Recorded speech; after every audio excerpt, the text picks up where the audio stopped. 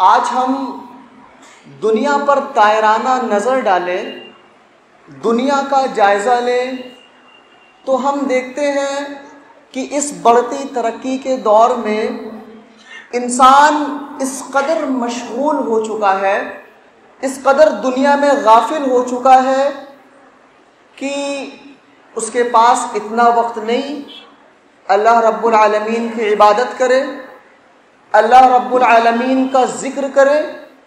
جیسے جیسے دنیا ترقی کر رہی ہے بظاہر ایسا معلوم ہوتا کہ انسان کے پاس یہ جو 24 گھنٹے کا دورانیہ اس کو دیا گیا یہ بھی کم پڑ رہا ہے۔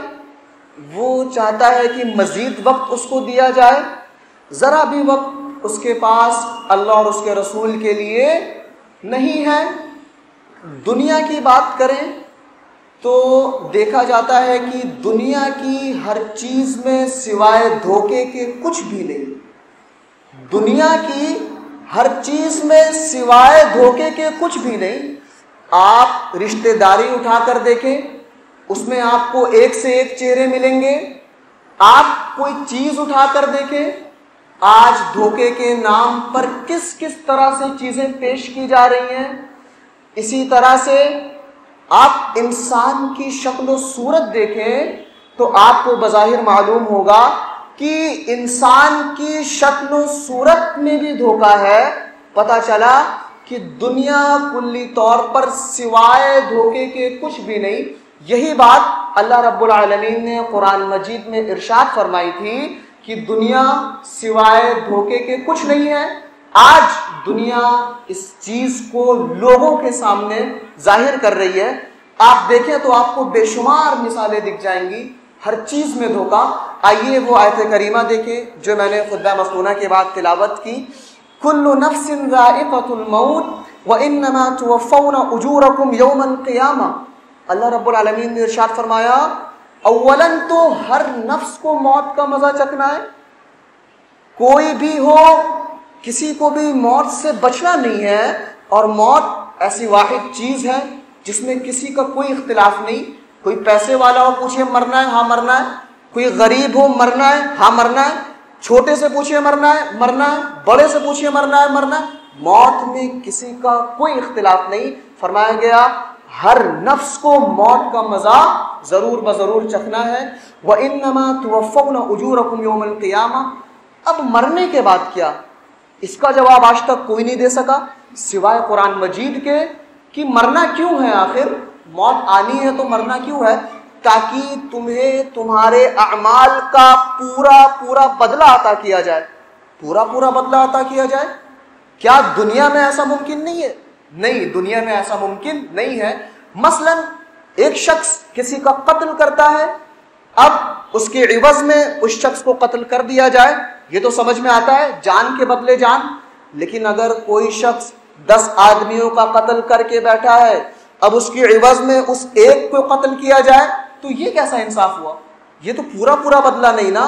تو عقل بھی اس بات کو تسلیم کرتی ہے کہ ایک جگہ ایسی ہونی چاہیے، ایک عدالت ایسی قائم ہونی چاہیے جہاں پر ہمارے کیے کا پورا بدلہ عطا کیا جائے۔ پھر فرمایا گیا یہ دنیا میں تم بڑی سے بڑی ڈگریز کو حاصل کر لینا، اس کو کامیابی سمجھ بیٹھے ہو کہ میں ڈاکٹر بن جاؤں، بڑے سے بڑا پروفیسر بن جاؤں، یہ کامیابی ہے؟ نہیں، یہ کامیابی کا معیار نہیں۔ معیار کامیابی بتایا گیا فمن زحزح عن النار وادخل الجنہ، جو جہنم سے بچا لیا گیا، جہنم سے جس کو نجات مل گئی، وادخل الجنہ، اور جنت میں داخل کر دیا گیا، فقد فاز، اصل کامیابی یہ ہے۔ وما الحیات الدنیا الا متاع الغرور۔ اب وہی بات آ رہی جو میں نے بھی بیان فرمائی کہ دنیاوی زندگی، اس دنیا کے پیچھے مرے جا رہے ہو، اس دنیا کے پیچھے حرام و حلال کی تمیز نہیں کر رہے ہو، اس کی حقیقت تو یہ ہے کہ یہ فقط دھوکے کا سامان ہے، سوائے دھوکے کے سامان کے اور کچھ بھی نہیں ہے۔ پتہ کیا چلا؟ دنیا کی رنگینیوں میں مشغول ہو کر کے ہمیں آخرت کو بھولنا نہیں چاہیے۔ دنیا ہمارے لیے کیوں ہے؟ ہم دنیا میں کیوں آئے؟ اللہ رب العالمین نے ہمیں کیوں بھیجا؟ اللہ رب العالمین سورہ ملک کے اندر ارشاد فرماتا ہے الذی خلق الموت والحیات لیبلوکم ایکم احسن عملا. اللہ رب العالمین نے موت کو اور زندگی کو، ان دونوں کو پیدا کیا. کیوں؟ لیبلوکم، تاکہ اب وہ تمہیں آزما لے. ایکم احسن عملا، کس چیز میں آزما لے؟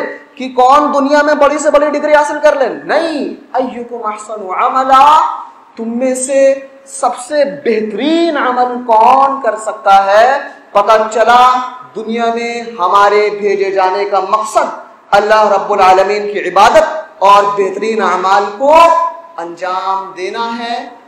پتہ چلتا ہے کہ دنیا ہمارے لیے امتحان گاہ ہے. ہم اگر دنیا کا مشاہدہ کریں، کہیں پر امتحان ہوتا ہے تو وہاں پر سختیاں ہوتی ہیں، نگرانیاں ہوتی ہیں. اگر سختیاں نہ ہو تو وہ امتحان کیسا؟ تو اللہ رب العالمین نے ہمیں دنیا میں امتحان کے لیے بھیجا ہے. کیا ہمارے اوپر کچھ سختیاں ہیں، کچھ کیمراز ہیں، کچھ نگرانیاں ہیں؟ جی بالکل ہیں. کیا کیا نگرانیاں ہیں؟ سب سے پہلے پاور دکھاتے ہیں کہ اللہ رب العالمین کی نگرانی کا پاور کیا ہے. وَإِن كَانَ مِثْقَالَ حَبَّةٍ مِّنْ خَرْدَلٍ يَا بُنَيَّ إِنَّهَا إِن تَكُ مِثْقَالَ حَبَّةٍ مِّنْ خَرْدَلٍ فَتَكُنْ فِي صَخْرَةٍ أَوْ فِي السَّمَاوَاتِ أَوْ فِي الْأَرْضِ يَأْتِ بِهَا اللَّهُ. حضرت لقمان نصیحت کرتے ہوئے کہتے ہیں کہ اے میرے بیٹے، اگر تم رائی کے دانے کے برابر بھی گناہ کرتے ہو، اگرچہ تم کسی مضبوط پہاڑ میں ہو یا پھر تم آسمانوں پر ہو یا زمینوں میں ہو، تو یہ یاد رکھنا اللہ رب العالمین کی نگرانی کا، اللہ رب العالمین کے کیمراز کا پاور یہ ہے کہ وہ اسے بھی تمہارے سامنے لا کر کے جمع کر دے گا.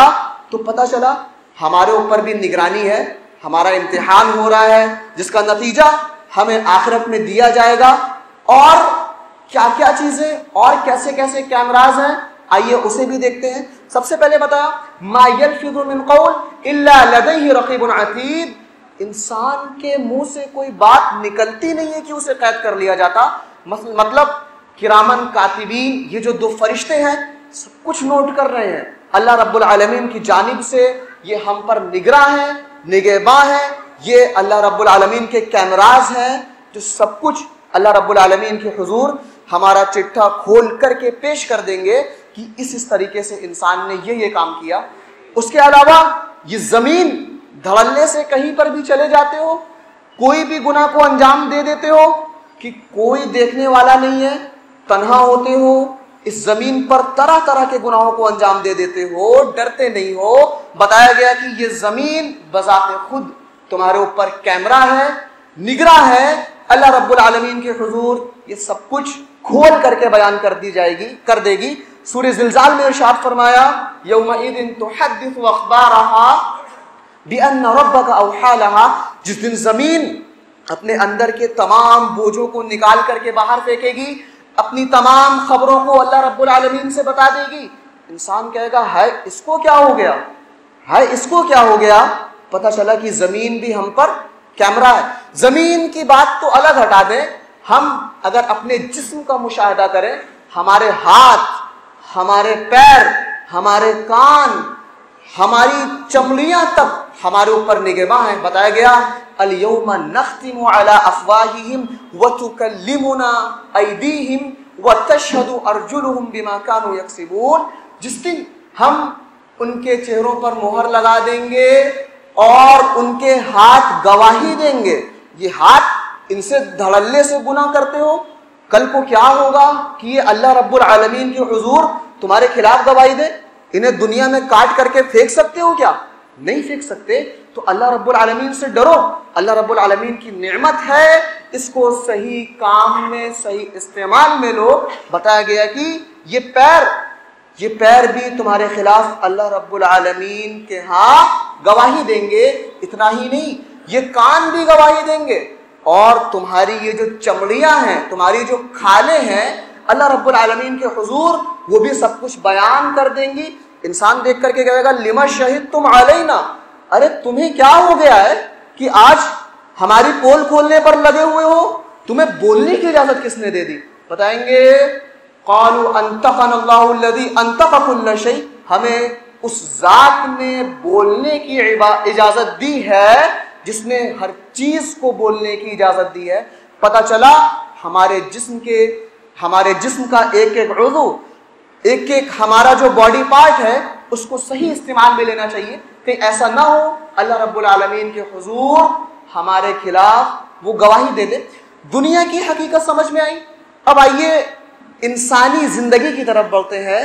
ایک آیت کریمہ میں اللہ رب العالمین نے انسانی زندگی کو بالکل سمیٹ کر کے رکھ دیا، بیان فرمایا اعلموا انما الحیات الدنیا لعب ولهو وزینہ وتفاخر بینکم وتکاثر فی الاموال والاولاد وعدہم۔ بتایا گیا کہ دنیاوی زندگی تو فقط کھیل اور دھوکہ ہے۔ اب انسان کو دیکھو، اس کی زندگی کیسے ہوتی ہے؟ دنیا تو کھیل اور دھوکہ ہے ہی، انسان کی زندگی کیسے ہوتی ہے؟ جب وہ پیدا ہوتا ہے اعلموا انما الحیات الدنیا لعب ولهو وزینہ، تھوڑا بڑا ہوا تو اب لگتا ہے سجنے سورنے، مہنگے سے مہنگے اچھے سے اچھے کپڑے پہن رہا ہے، آئینے کے سامنے کھڑا ہو رہا ہے، خوشبو کا استعمال کر رہا ہے، اپنے آپ کو سجانے میں سنوارنے میں وہ بچپن کا وقت وہ صرف کر رہا ہے۔ وزینۃ وتفاخر بینکم، اب تھوڑا بڑا ہوتا ہے، جوانی کی دہلیز پر قدم رکھتا ہے، اب لگتا ہے کمپٹیشن میں کہ بھائی میرے پاس اتنی گاڑیاں ہو گئی، فلاں کے پاس اتنی ہے تو میرے پاس اتنی ہونی چاہیے، میرے پاس اتنی پراپرٹیز ہیں۔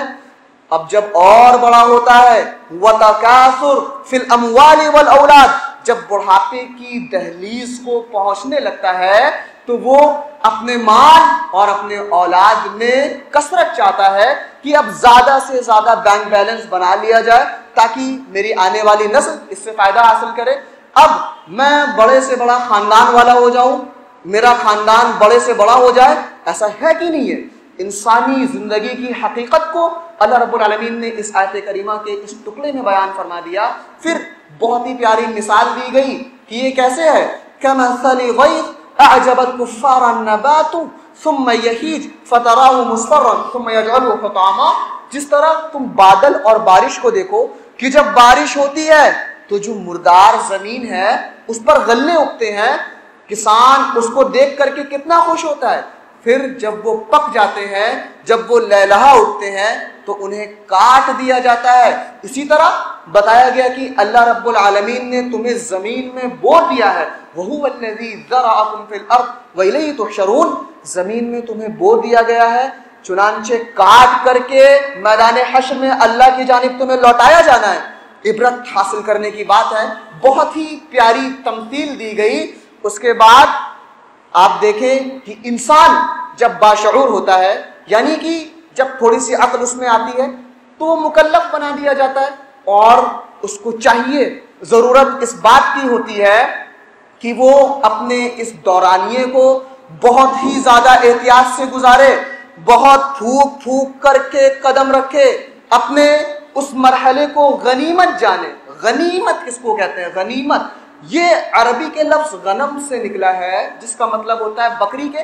آپ ایک چرواہے کو دیکھیں، وہ جب اپنی بکریوں کو چرا کر کے واپس لوٹتا ہے تو وہ خاص نظر رکھتا ہے کہ کہیں کوئی بکری کسی دوسرے کے کھیت میں داخل نہ ہو جائے۔ اگر ایسا ہونے کا شبہ ہوتا ہے تو وہ دوڑ کر کے اس کو بچاتا ہے، یعنی کہ سبقت کرتا ہے۔ چنانچہ غنیمت کے مفہوم میں ایکٹیو رہنا داخل ہے، جلدی کرنا داخل ہے۔ اب آئیے وہ حدیث آپ کے سامنے بیان کرتا ہوں۔ وعن عبداللہ بن عباس رضی اللہ عنہ قال قال رسول اللہ صلی اللہ علیہ وسلم اغتنم خمسا قبل خمس شبابك قبل حرمك وصحتك قبل سقمك وفراغك قبل شغلك وغناك قبل فقرك وحیاتك قبل موتك۔ اللہ کے رسول جناب محمد رسول اللہ صلی اللہ علیہ وسلم نے ارشاد فرمایا، 5 چیزوں پر غنیمت جان لو۔ وہ 5 چیزیں کیا ہے؟ سب سے پہلے بیان فرمایا گیا، یہ جو تمہیں دورانیہ دیا گیا ہے، یہ جوانی کا دورانیہ، اس کو غنیمت جان لو قبل اس کے کہ تم بڑھاپے کی دہلیز پر آ جاؤ، تمہارے ہاتھ پیر بول اٹھے اور اس طرح سے تم اللہ رب العالمین کی عبادت نہ کر سکو۔ اس کے بعد میں بیان فرمایا گیا ابھی تم صحت یاب ہو، ابھی تندرستی کے عالم میں ہو، ابھی بالکل تندرست ہو، تو اسے غنیمت جان لو۔ غنیمت جاننے کا مفہوم میں بتا چکا ہوں، یعنی بالکل ایکٹیو ہو جاؤ اس معاملے میں، بالکل جلدی کرو کہ ایسا نہ ہو کہ کوئی بیماری ہم تک آ پہنچے اور ہم اس حال میں صرف بستر پر پڑے رہیں، اللہ رب العالمین کی عبادت نہ کر سکے۔ اس کے بعد بتایا گیا وَغِنَاكَ قَبْلَ فَقْرِكَ، اور اگر اللہ رب العالمین نے آپ کو مال و دولت سے نوازا ہے تو قبل اس کے کہ آپ کی اولاد آپ کو اس مال دولت سے، آپ کے مال سے بے دخل کر دیں، تو اسے غنیمت جانو اور اللہ رب العالمین کی راہ میں زیادہ سے زیادہ خرچ کر لو۔ اس کے بعد بتایا گیا وَفَرَاغَكَ قَبْلَ شُغْلِكَ، اور اپنے خالی وقت کو اپنی مشغولیت سے پہلے غنیمت جان لو۔ ابھی آپ فری ہیں، کیا پتا کل کو کوئی ایسی مشغولیت آپ کے درپیش ہو کہ آپ اس قدر مشغول ہو جائیں، اللہ رب العالمین کے ذکر سے غافل ہو جائیں، اللہ رب العالمین کا ذکر نہ کر سکے۔ چنانچہ اگر آپ کے پاس ابھی وقت ہے، اس کو غنیمت جانیں، اس پر سبقت کریں، ایکٹیو ہو جائیں اس معاملے میں اور اللہ رب العالمین کی زیادہ سے زیادہ عبادت کریں۔ اخیر میں بیان فرمایا گیا وَحَيَاتَكَ قَبْلَ مَوْتِكَ، اور اپنی زندگی کو اپنی موت کے پہلے غنیمت جان لو۔ آج انسان کے ایک سیکنڈ کا بھروسہ نہیں ہے، کب آنکھ بند ہو جائے اور یہ سارا سلسلہ ختم۔ بتایا گیا کہ زندگی بہت قیمتی چیز ہے، اس کو اپنی موت سے پہلے غنیمت جان لو۔ اسی لیے موت کی تمنا کرنے سے منع فرما دیا گیا۔ جی، کوئی انسان موت کی تمنا نہیں کر سکتا۔ کیسے نہیں کر سکتا؟ وہ حدیث میں سناتا ہوں۔ وعن انس رضی اللہ عنہ قال قال رسول اللہ صلی اللہ علیہ وسلم لا يتمنين احدكم الموت فان كان لا بد فاعلا فليقل اللهم احيني اذا كانت الحياة خيرا لي وتوفني ما كانت الوفاة خيرا لي۔ اللہ کے رسول جناب محمد رسول اللہ صلی اللہ علیہ وسلم ارشاد فرماتے ہیں کہ کوئی بھی شخص موت کی تمنا نہیں کر سکتا۔ آج ہم دیکھتے ہیں، ہم غصے میں ہوتے ہیں، اولاد ہمیں ستاتی ہیں، یا اس طرح کا کوئی بھی معاملہ پیش آتا ہے، میاں بیوی میں کوئی بھی اختلاف ہوتے ہیں، ہماری زبان سے یہ نکل جاتا ہے کہ اس سے اچھا تو مر ہی جائے سکون ہوگا، نعوذ باللہ۔ موت کی تمنا کرنے سے منع فرمایا گیا۔ ہاں، اگر موت کی تمنا کرنی ہی ہے تو ایک طریقہ بتا دیا گیا۔ اب اس طریقے پر تمنا کر سکتے ہو کیا؟ اللہم احینی، اے اللہ تو مجھے تب تک زندہ رکھ، ما کانت الحیات خیر لی، جب تک یہ زندگی میرے لیے بہتر ہو تو مجھے زندہ رکھ۔ اور موت کی تمنا کیسے کرنی؟ وتوفنی اذا کانت الوفاة خیر لی، اگر موت میرے حق میں بہتر ہو تو تو مجھے موت دے دے۔ پتہ چلا دنیا کی حقیقت کیا ہے، انسانی زندگی کی حقیقت کیا ہے۔ ضرورت اس بات کی ہے کہ اللہ رب العالمین کے حضور گڑ گڑا کر کے اپنی بخشش کروا لے۔ انسانی زندگی کے ایک ایک پل کا کسی کا بھی بھروسہ نہیں ہے، اور ہم اگر دنیا پر نظر ڈالیں، اللہ رب العالمین نے فرمایا کہ جو جتنا دنیا والا رہتا ہے اس کو دنیا چھوڑنے میں اتنی ہی زیادہ تکلیف ہوتی ہے۔ کیسے تکلیف ہوتی ہے؟ آئیے وہ بھی بتاتا ہوں۔ وعن ابی سعید الخدری رضی اللہ عنہ قال قال النبی صلی اللہ علیہ وسلم اذا وضعت الجنازہ واحتمها الرجال على اعناقهم فان كانت صاحلة قالت قدموني قدموني وان كانت غير صالحة قالت يا ويلها اين تذهبون بها يسمع صوتها كل شيء الا الانسان ولو سمعه لصعق۔ اللہ کے رسول جناب محمد رسول اللہ صلی اللہ علیہ وسلم بیان فرماتے ہیں کہ جب انسان کی لاش کو لوگ کندھوں پر اٹھا لیتے ہیں اور قبرستان کی طرف رخ کر لیتے ہیں، جب جنازے کو اٹھا لیا جاتا ہے تو ایسی صورت میں کیا ہوتا ہے، یا تو وہ لاش بری ہوگی یا وہ بندہ نیک ہوگا یا برا ہوگا۔ اگر نیک ہوتا ہے تو جانتے ہیں کیا کہتا ہے، قدمونی قدمونی، مجھے جلدی کرو اور جلدی سے مجھے میری منزل تک لے کے چلو۔ اگر بری ہوتی ہے تو جانتے ہیں کیا کہتا ہے، یا ویلہا این تذهبون بها، ہائے بربادی، ہائے افسوس، مجھے لے کر کے کہاں جا رہے ہو؟ اور اس کی یہ پکار اتنی سخت ہوتی ہے، فرمایا گیا یسمع صوتها كل شيء الا الانسان، اس کی یہ آواز ہر چیز سنتی ہے سوائے انسان کے۔ انسان کیوں نہیں سنتا؟ وَلَوْ سَمِعَ الْإِنسَانُ لَصَعِقَ، اگر انسان کو یہ آواز سنا دی جائے تو اس کا دم نکل جائے، بے ہوش ہو کر کے وہیں پہ مر جائے۔ تو بتایا گیا کہ جو جتنا زیادہ دنیا والا ہوتا ہے اس کو دنیا چھوڑنے میں اتنی ہی زیادہ تکلیف ہوتی ہے، پوری زندگی صرف کر دیتا ہے بینک بیلنس بنانے میں، یہ اونچی اونچی عمارتیں کھڑی کرنے میں۔ جب مر جاتا ہے تو لوگ کہتے ہیں کہ کہیں ایسا نہ ہو کہ یہ یہاں پر سڑ جائے اور اس سے بو آنے لگے، چنانچہ اسے جلد سے جلد یہاں سے پھینکا جائے۔ کوئی بھی چیز اس کے کام نہیں آتی۔ یہ اولاد جن کے چکر میں حرام و حلال کی تمیز نہیں کرتے ہو، یہ رشتہ دار جن کے چکر میں تم کتنے جھوٹ بولتے ہو، یہ تمہارے دوست یار جو دنیا میں تمہارے خیر خواہ ہیں، تمہاری مشکلوں کے وقت تمہارے ساتھ کھڑے ہوتے ہیں، کیا یہ سب کچھ کام آنے والا ہے مرنے کے بعد؟ نہیں کام آنے والا۔ کام آنے والی کیا چیز ہے؟ صرف تمہارا عمل۔ تمہارا عمل کیسے کام آئے گا؟ آئیے میں وہ حدیث آپ کو سناتا ہوں۔ وعن انس رضی اللہ عنہ قال قال رسول اللہ صلی اللہ علیہ وسلم ان العبد اذا وضع في قبر وتولى عنه اصحابه وانه لا يسمع قرع نعالهم۔ اللہ کے رسول جناب محمد رسول اللہ صلی اللہ علیہ وسلم ارشاد فرماتے ہیں کہ جب انسان کو اس کی قبر میں داخل کر دیا جاتا ہے اور اس کے جو یار دوست جو احباب ہوتے ہیں وہ واپس جانے لگتے ہیں تو انسان ان کے جوتوں کی، ان کے پیروں کی آواز بھی سنتا ہے۔ کیوں سنایا جاتا ہے؟ کہ یہ دیکھ، یہ دنیا میں تیری اولادیں جن کے پیچھے حرام و حلال کی تمیز نہیں کی اور دن رات ایک کر دیا تو نے، دیکھ آج یہ تجھے چھوڑ کر کے جا رہے ہیں۔ یہ تیرے دوست یار جو دنیا میں تیرے خیر خواہ ہوا کرتے تھے، تجھے کوئی مشکل پہنچتی تھی تو تیرے ساتھ کھڑے ہوتے تھے، جو وفاداری کا دم بھرتے تھے، دیکھ آج یہ تجھے چھوڑ کر کے جا رہے ہیں۔ یہ تیرے رشتہ دار، یہ سب کے سب تجھے چھوڑ کر کے جا رہے ہیں۔ میرے بھائیوں، اگر انسان موت کو یاد کر لے تو اس کے رونگٹے کھڑے ہو جائیں، اس کے رونگٹے کھڑے ہو جائیں۔ بتایا گیا کہ صرف ایک ہی چیز باقی رہتی ہے، وہ جو کام آتا ہے صرف اور صرف اس کا وہ عمل ہوتا ہے جو اس نے دنیا میں انجام دیا۔ پتا چلا کہ دنیا کی حقیقت کیا ہے، یہ سب کچھ ساتھ چھوڑ دیں گے۔ اور انسان کے بارے میں بتایا گیا، انسان تو خود اتنا زیادہ مطلب پرست ہو جائے گا دنیا میں، ہائے میری دکان، ہائے میرا کاروبار، ہائے میری اولاد۔ آخرت کے دن جانتے ہیں مجرم کیا چاہے گا؟ یود المجرم لو یفتری من عذاب یومئذ ببنیہ۔ جب اللہ رب العالمین کے عذاب کو دیکھ لے گا کہے گا اے میرے رب ایسا کر، یہ میری اولادیں ہیں، یہ میرے بیٹے ہیں، ان کو لے لے اور مجھ سے عذاب کو ہٹا دے۔ وصاحبتہ واخی، میری بیوی لے لے مجھ سے عذاب کو ٹال دے، میرے بھائی کو لے لے مجھ سے عذاب کو ڈال دے۔ وفصیلتہ التی تؤوی، ارے میرا پورا خاندان لے لے، میرا پورا کنبہ قبیلہ سب کچھ لے لے اور صرف مجھے بچا لے۔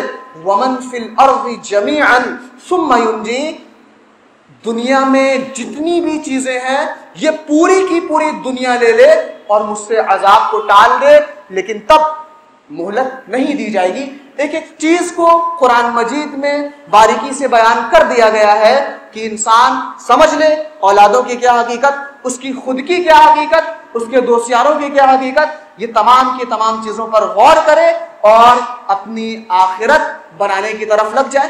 دنیا میں ہم دیکھیں، ہم اگر دنیا پر جائزہ لیں، بعض لوگ کہتے ہیں کہ وہ تو بہت بڑا نافرمان ہے اللہ کا، اللہ رب العالمین تو اس پر رحمتوں کی بارش نازل کر رہا ہے، اللہ رب العالمین تو اس کو خود دولت دیے ہوئے۔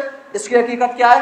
اللہ رب العالمین اس کو دولت نہیں دیے ہوئے بلکہ ڈھیل دیے ہوئے ہے۔ جب اللہ رب العالمین پکڑ کرتا ہے تو اس کی پکڑ سے کوئی بچ نہیں سکتا، بہت ہی زیادہ سخت پکڑ ہوتی ہے۔ چنانچہ جب ہم اس طرح کا معاملہ دیکھیں تو سمجھ لیں اللہ رب العالمین نے اس کو ڈھیل دے رکھی ہے۔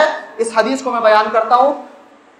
وعن المغیرة بن شعبة رضی اللہ عنہ قال قال رسول اللہ صلی اللہ علیہ وسلم اذا رأيت الله يؤتي العبد من الدنيا على معصيه ما يحب فإنما هو استدراج ثم تلا رسول الله صلى الله عليه وسلم فلما نسوا ما ذكروا به فتحنا عليهم أبواب كل شيء حتى إذا فرحوا بما أوتوا وأخذناهم بغتة فإذا هم مبلسون. اللہ کے رسول بیان فرماتے ہیں کہ جب تم کسی ایسے شخص کو دیکھو کہ وہ دنیا میں ہے، اللہ رب العالمین کی نافرمانی کر رہا ہے، لیکن اللہ رب العالمین اس پر اپنی نعمتیں تمام کر رہا ہے، تو تم یہ سمجھ لو کہ یہ اس کے لیے صرف ڈھیل دے رکھی ہے اللہ رب العالمین نے.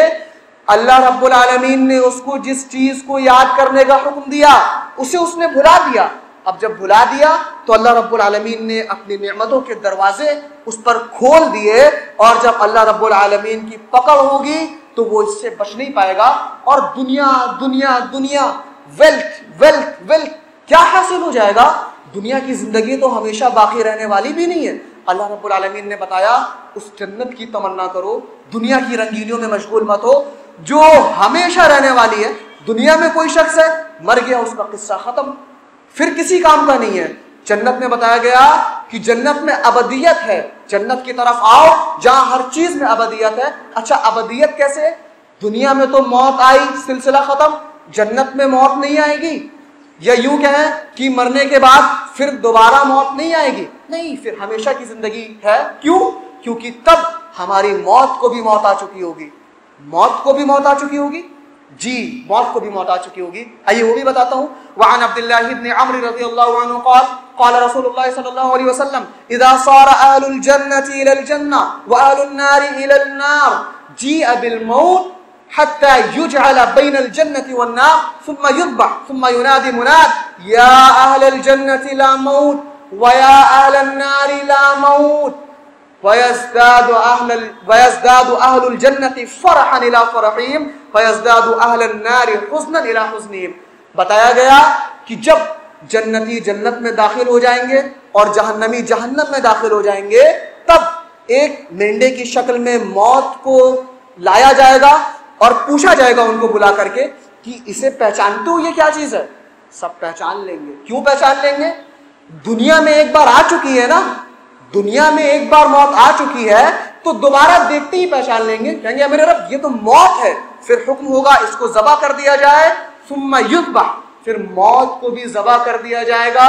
اس کے بعد بتایا گیا ایک پکارنے والا پکار لگائے گا یا اہل الجنت لا موت، اے جنتیوں اب کوئی موت نہیں، اب جنت میں تمہیں ہمیشہ رہنا ہے.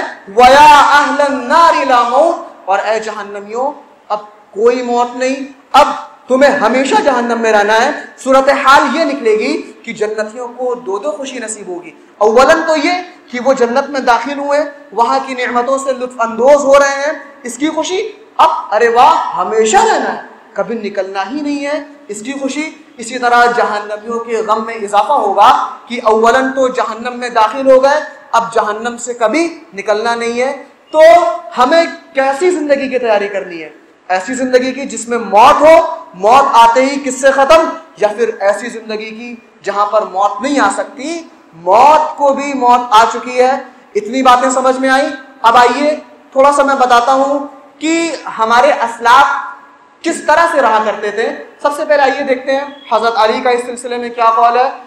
قال علی رضی اللہ عنہ ارتحلت الدنیا مدبرہ وارتحلت الآخرة مقبلة وَلِكُلِّ وَاحِدَةٍ مِّنْهُمْ البَّنُونَ فَكُونُوا مِنْ أَبْنَاءِ الْآخِرَةِ وَلَا تَكُونُوا مِنْ أَبْنَاءِ الدُّنْيَا فَإِنَّ الْيَوْمَ عَمَلٌ وَلَا حِسَابٌ وَغَدًا حِسَابٌ وَلَا عَمَلٌ.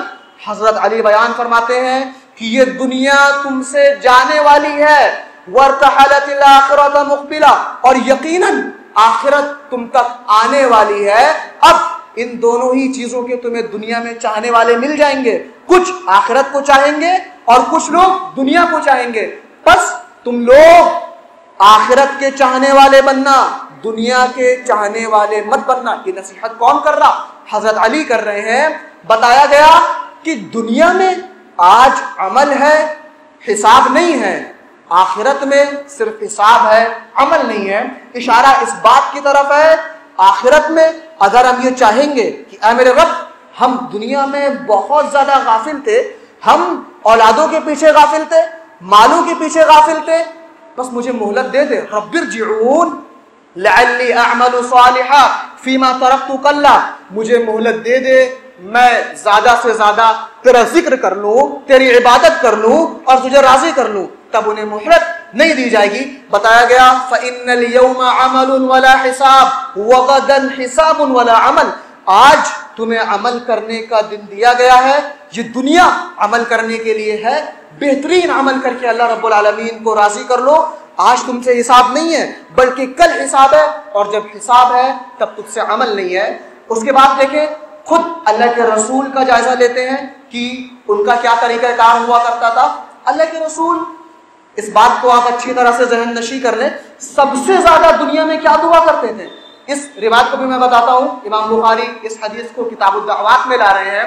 وعن انس رضی اللہ عنہ قال كان اکثر دعاء النبی صلی اللہ علیہ وسلم ربنا آتنا فی الدنیا حسنہ وفی الآخرۃ حسنہ وقنا عذاب النار۔ اللہ کے رسول جناب محمد رسول اللہ صلی اللہ علیہ وسلم جس دعا کو اللہ رب العالمین سے بکثرت کیا کرتے تھے وہ یہ تھی کہ اے ہمارے رب، تو مجھے دنیا بھی عطا کر، میری دنیا بھی حسین کر دے اور آخرت بھی حسین کر دے، اور جہنم کے عذاب سے، آگ کے عذاب سے ہمیں بچا لے۔ یہ دعا کس کی؟ ہمارے پیارے نبی جناب محمد رسول اللہ صلی اللہ علیہ وسلم کی۔ اسی طرح اما عائشہ کا جائزہ لے، ایک دفعہ کیا ہوتا ہے، اللہ کے رسول ان کے حجرے میں داخل ہوتے ہیں تو لائٹ بند ہوتی ہے، وہاں پر اندھیرا ہوتا ہے، آپ کو سسکیوں کی آواز سنائی دیتی ہے، رونے کی آواز سنائی دیتی ہے۔ جاتے ہیں اور حضرت عائشہ کے بغل میں بیٹھ جاتے ہیں، کہتے ہیں کیا بات ہے، آپ رو کیوں رہی ہیں؟ آئیے میں سب سے پہلے آپ کو وہ حدیث پڑھ کر کے سناتا ہوں کہ حدیث کے کیا الفاظ ہیں۔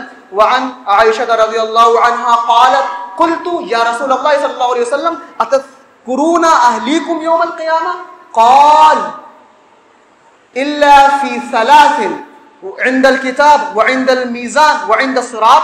حضرت عائشہ کہتی ہیں روتے ہوئے کہ اے اللہ کے رسول، کیا آپ اپنے اہل و عیال کو قیامت کے دن یاد رکھیں گے؟ اللہ کے رسول کہتے ہیں کہ اے عائشہ، 3 جگہ ایسی ہیں جہاں پر کوئی کسی کا نہیں ہوگا، عند الکتاب حساب و کتاب کے وقت، عند المیزان جب اعمال تولے جائیں گے اس وقت، وعند الصراط اور صراط کے وقت، پل صراط پر۔ پل صراط کا معاملہ کیا ہے؟ وہاں پر تو انبیاء کا یہ حال ہوگا کہ جب گزریں گے کہیں گے رب سلم رب سلم، اے میرے رب مجھے محفوظ رکھنا، میری حفاظت فرمانا۔